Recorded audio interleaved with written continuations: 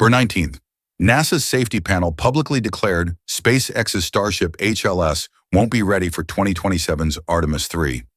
Flight Director Paul Hill questioned SpaceX's entire capability after 4 years of development. Elon Musk and Shotwell fired back hard. The facts? NASA gave SpaceX $4 billion over 4 years, while their own SLS took $40 billion across a decade. Yet they're criticizing SpaceX's timeline? The responses were brutal and backed by evidence that made NASA look hypocritical. Let's dive right in on September.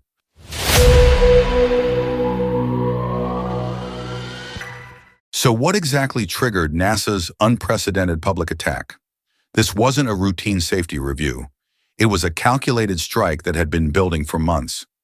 Following a recent inspection visit to SpaceX's Starbase facility, NASA's Aerospace Safety Advisory Panel made an unusual decision: go public with their concerns. Paul Hill, the former NASA flight director leading the charge, brought serious credentials to this fight. This is someone who's managed human spaceflight missions for decades and reports directly to both NASA leadership and Congress. When Hill speaks, people listen. When he raises safety red flags, it can end careers and kill programs overnight. That's exactly what made his September 19th statement so devastating. Hill didn't just question SpaceX's timeline, he systematically dismantled their credibility piece by piece. His words were surgical and deliberate. SpaceX has only released design concepts and conducted preliminary functional tests, which are insufficient to instill confidence in the system's readiness. Translation? After 4 years and billions in funding, NASA was essentially saying SpaceX had nothing substantial to show for their work. But the panel went deeper. They zeroed in on cryogenic propellant transfer, the make-or-break technology that allows Starship to refuel in orbit before heading to the moon. Originally promised for late 2025, this critical milestone had already slipped to 2026. Each delay, they argued, proved SpaceX was drowning in technical challenges they couldn't solve. Former astronauts Charlie Precourt and Kent Raminer sat alongside Hill, nodding in agreement. The optics were brutal. NASA's most respected voices were publicly questioning whether America's lunar ambitions were built on empty promises. Yet something felt calculated about this timing. Why choose this moment for such a public confrontation? Here's where NASA's criticism reveals a stunning double standard that completely undermines their credibility. They're attacking SpaceX for taking 4 years to develop a revolutionary lunar landing system. But let's examine NASA's own track record with brutal honesty. The Space Launch System began development in 2011. It finally completed its first flight in November 2022. That's 11 years for a rocket that's essentially an upgraded version of Apollo-era technology. Total cost? A staggering $35 to $40 billion. And here's the kicker: it can't even be reused. Meanwhile, SpaceX received $4 billion total for both HLS contracts. That's roughly 1/10 of what NASA spent on SLS alone. Yet somehow NASA expects SpaceX to move at twice the pace while developing technology that's never been attempted before. The comparison is almost laughable. NASA spent 4 decades and $40 billion to build what amounts to a more powerful Saturn V. SpaceX is creating a fully reusable spacecraft capable of carrying over 100 tons to the moon and beyond for a fraction of that investment. Which approach represents better value for American taxpayers? The answer seems obvious. Elon Musk's response was swift, brutal, and strategically perfect. Rather than dignify NASA's panel with a direct response, he targeted a New York Times article that had amplified their criticisms. His dismissal was devastating in its simplicity. It's not worth lining a parrot cage with New York Times, let alone reading it. This wasn't just a comeback, it was a masterclass in corporate warfare. Musk was sending a clear message. NASA's concerns weren't even worth a serious response. When the Times article suggested replacing SpaceX with Blue Origin's lunar lander, Musk's reply was even more cutting. A simple LOL, short, dismissive, absolutely brutal. But the real power move came from SpaceX President Shotwell, who delivered the substantive response that made NASA's panel look foolish and uninformed. While Musk provided the zingers, Shotwell delivered the knockout punch with facts and data that systematically dismantled NASA's arguments. She didn't just defend SpaceX's progress. She highlighted recent victories that prove the company's approach works. Flight 10's success on August 26th was crucial. My Starship team needed that victory. We achieved every single mission objective we wanted. This wasn't corporate spin. After 3 previous test flights ended with anomalies, SpaceX had demonstrated their ability to learn, adapt, and overcome technical challenges rapidly. More importantly, Shotwell revealed that Starship Feud 3, the version actually capable of lunar missions, would debut in late 2024 or early 2025. Can we actually move the propellant? Will it stay cold enough?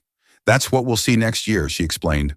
While acknowledging the technical challenges, her confidence was unmistakable and impossible to fake. This is where NASA's criticism falls flat. Shotwell has guided SpaceX through every major breakthrough of the past 2 decades. Her track record of turning impossible promises into reality is unmatched in the aerospace industry. Let's address the core concern that has NASA's panel worried: orbital refueling. The numbers are genuinely daunting, and critics aren't wrong to raise questions. Each Artemis lunar mission will require between 8 to 20 separate tanker flights to fully fuel the HLS lander. That's approximately 1,200 tons of propellant that must be transferred in the vacuum of space, while both vehicles travel at orbital velocities of over 17,000 miles per hour. Former NASA Administrator Mike Griffin ran the probability calculations and found sobering results. Even assuming each individual transfer has a 98% success rate, stringing together 15 to 20 operations drops the overall mission success probability to just 67 to 74%. Those odds would terrify any program manager. But Griffin's analysis assumes static technology and zero learning curve, assumptions that don't apply to SpaceX.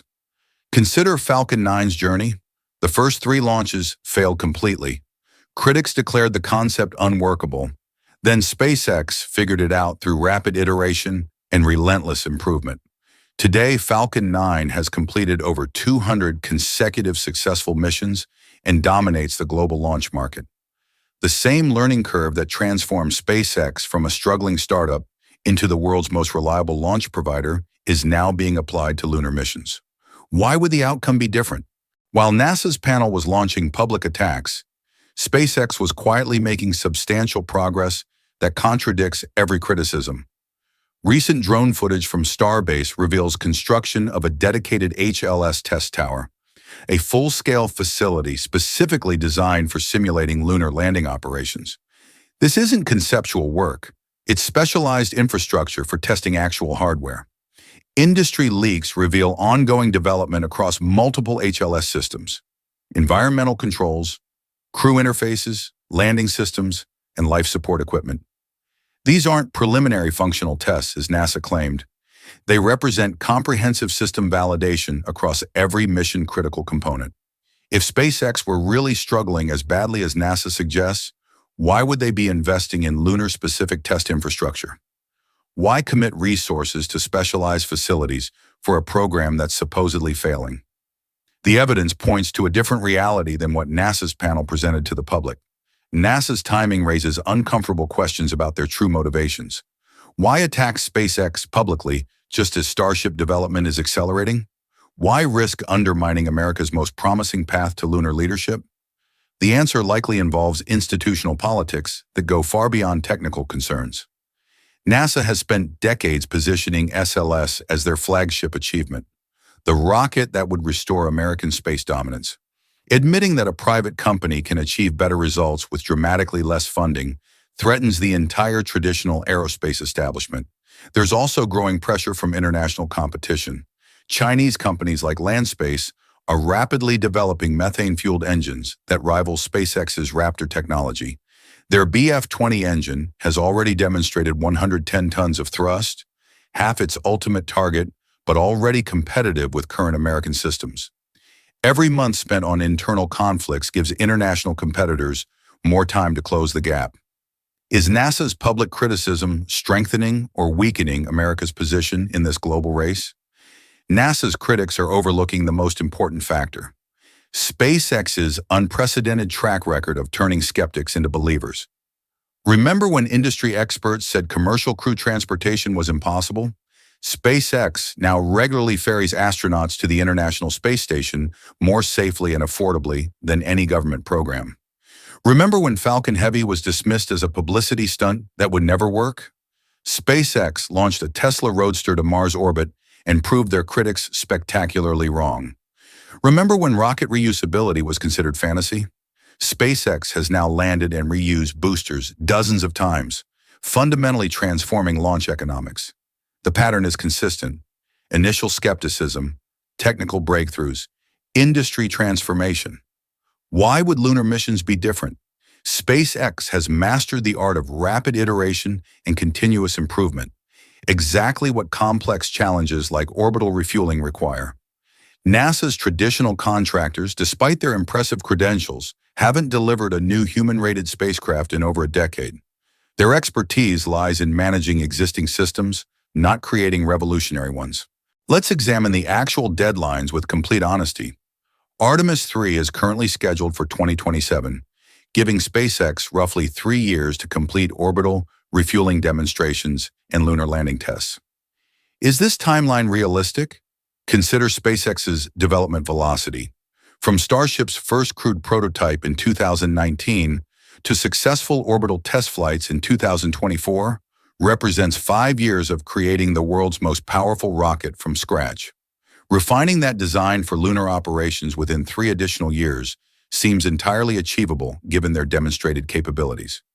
Compare this to NASA's own timeline management. SLS development began in 2011 with a planned first flight in 2016. It actually flew in 2022, 6 years behind schedule. The Orion spacecraft faced similar delays despite building on decades of existing technology. Which organization has earned the benefit of the doubt when it comes to meeting ambitious deadlines? The evidence strongly favors SpaceX. While NASA and SpaceX engage in public disputes, international competitors are making serious progress toward matching American capabilities. China's space sector isn't burdened by internal politics or public criticism. They're focused entirely on results, using development approaches that mirror SpaceX's rapid iteration model. Every month America spends on institutional conflicts gives competitors more opportunity to close the technological gap. The question isn't just whether SpaceX can deliver by 2027. It's whether America can afford to bet against its most successful space company while global rivals surge ahead.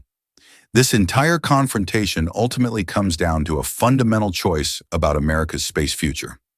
Do you trust NASA's traditional approach, methodical, risk-averse, expensive, but historically proven? Or do you bet on SpaceX's revolutionary model, fast, iterative, cost-effective, but unproven at lunar scale? Both sides have valid points. NASA's concerns about orbital refueling aren't unfounded. It genuinely represents unprecedented technical challenges. One major failure could set American lunar ambitions back by years and hand leadership to international competitors. But SpaceX has consistently delivered on promises that seemed impossible to traditional aerospace experts. Their transformation of commercial spaceflight from concept to complete market dominance speaks louder than any theoretical criticism. When Shotwell expresses confidence about orbital refueling demonstrations next year, she's backed by 2 decades of turning skeptics into believers. When NASA's panel raises concerns, they're backed by institutional expertise, but also institutional bias toward traditional approaches. The stakes couldn't be higher. America's return to the moon and its long-term space leadership depends on getting this decision right. Here's the truth behind this NASA-SpaceX showdown. We just witnessed the old guard trying to slow down the future and failing spectacularly. NASA's criticism backfired because the facts are undeniable. SpaceX is building reusable lunar infrastructure for $4 billion, while NASA spent $40 billion on a single-use rocket. What this means is simple. America isn't just returning to the moon. We're establishing permanent space superiority at a fraction of traditional costs. The timeline is accelerating fast. Starship C3 launches early 2025. Orbital refueling tests follow immediately after, and lunar missions become routine by 2027. Meanwhile, China's space companies are pushing hard to catch up, making this the most critical space race since Apollo. But here's what really matters. SpaceX just proved that American innovation can still shock the world. When traditional methods take decades and cost tens of billions, revolutionary thinking delivers results in years for pocket change. Which approach do you think will dominate the next space age? NASA's expensive tradition or SpaceX's cost-effective innovation? Drop your prediction in the comments below. If this deep dive into space's biggest power struggle opened your eyes, smash that like button and hit subscribe to Alpha Tech. Turn on notifications so you never miss our analysis of the breakthroughs reshaping humanity's cosmic future. The moon race is heating up, and Alpha Tech brings you every game-changing moment.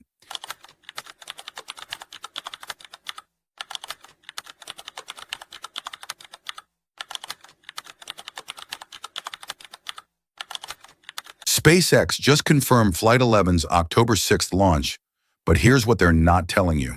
The Coast Guard leaked the launch window. Ship 38 passed its engine tests. But behind the scenes, SpaceX is executing something that changes the entire Mars timeline. The crunch wrap heat shield, the single engine relight test they skipped, the accelerated pad modifications, these aren't standard procedures. Why rush Flight 11 when they could break turnaround records? What makes this V3 era so critical that SpaceX abandoned their own playbook? Let's dive right in.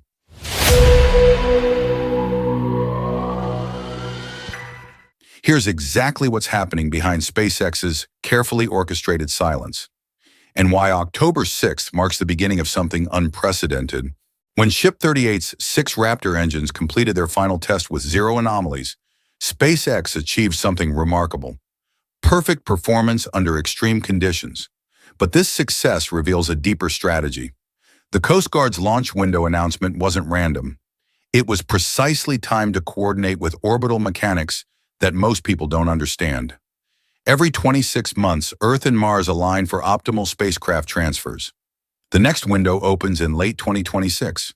SpaceX has exactly 24 months to prove Starship can handle Mars missions. This isn't speculation. This is basic orbital physics driving every decision they're making. This brings us to why Ship 38 represents a technological breakthrough.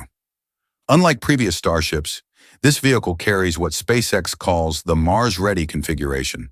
The crunch wrap heat shield isn't just an improvement. It's designed for multiple atmospheric entries